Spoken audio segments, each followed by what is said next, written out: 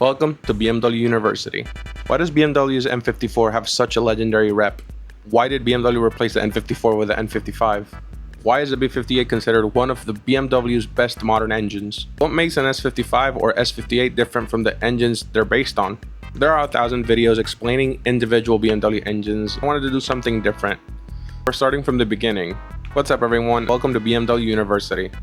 This is going to be a series where we break down BMW's turbocharged inline-6 engines from the ground up.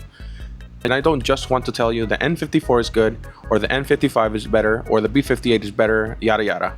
We're going to talk about what's actually inside these engines, how they're designed, what BMW changed between each generation, their strengths, their weaknesses, why BMW eventually moved from one engine to the other. Throughout this series, we're going to be looking at several important BMW engines. We're starting with the N54 and moving ourselves up from the N54 to the N55. After that, we're getting into the B58, including the different generations. Then we're going into BMW's M engine, the S55 and S58. We're not just going to compare horsepower numbers, we're going much deeper than that. What actually makes one engine better than the other? Horsepower is only one part of the equation. We're going to look at things like engine block construction, what material is BMW using, how strong is the block, how does BMW design the cylinder walls. Then we have the crankshaft, how it is constructed, how strong it is, how does it handle high RPM and cylinder pressure. Then we have the connecting rods and pistons. These components have to deal with enormous forces every time the engine fires. Then we get into the cylinder heads, such as valves, camshafts, Valvetronic, vanos, fuel injection, turbochargers, cooling systems, oil systems, and the ECU controlling everything. Because these engines are turbocharged engines, we obviously have to talk about the turbocharger. The turbocharger is one of the biggest reasons these engines can make so much power from relatively small displacement. BMW has used different turbocharger setups throughout these generations, such as the N54 using twin turbos, the N55 moving to a single twin-scroll turbo, and the B58 continuing to develop that single turbo concept. Meanwhile, BMW M developed engines like the S55 and S58 with their own approaches to making much more power. Here is the interesting part. BMW didn't just wake up one morning and say, let's make a new engine because we're just bored. There were several reasons why they decided to move up from each generation of engine, such as fuel economy, fuel restrictions, emissions regulations. Everything was changing. Eventually, so did BMW have to change. BMW wanted more power, BMW wanted more reliability, better efficiency. They wanted to improve in certain areas where they lacked. They wanted to reduce the manufacturing cost of each engine. They also wanted the engines that could support the next generation of BMW vehicles. When we compare the N54 to the N55 and the N55 to the B58, we're really looking at the evolution of BMW's engineering philosophy. Let's start with the engine that built a massive reputation in the tuning community, the N54.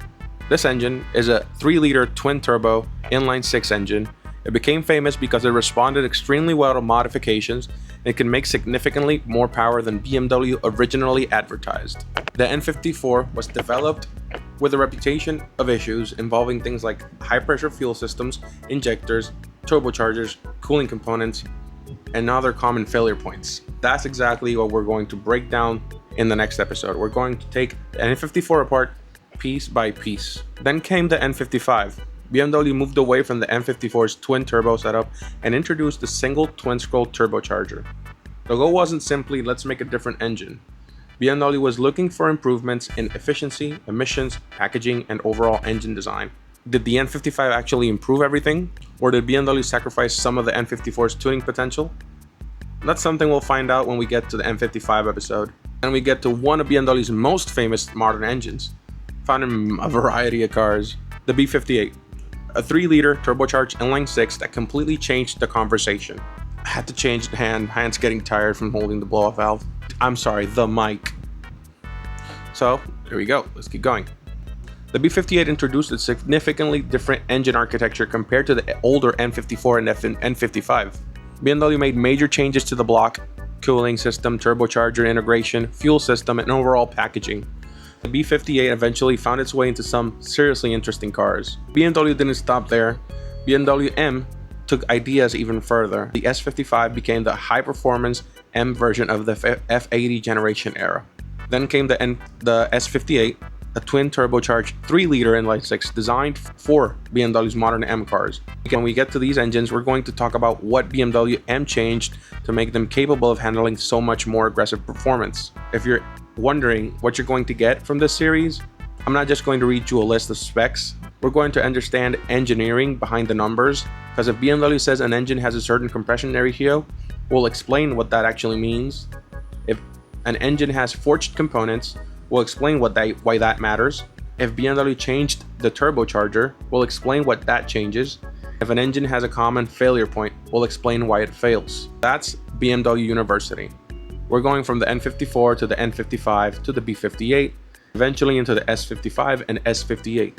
We're going to look at these engines from the inside out, the good, the bad, the engineering, the failures, the tuning potential, most importantly, why BMW built them the way they did. If you're interested in BMW engines, you're in the right class. Class is officially in session. I'll see you in episode 2 for the N54.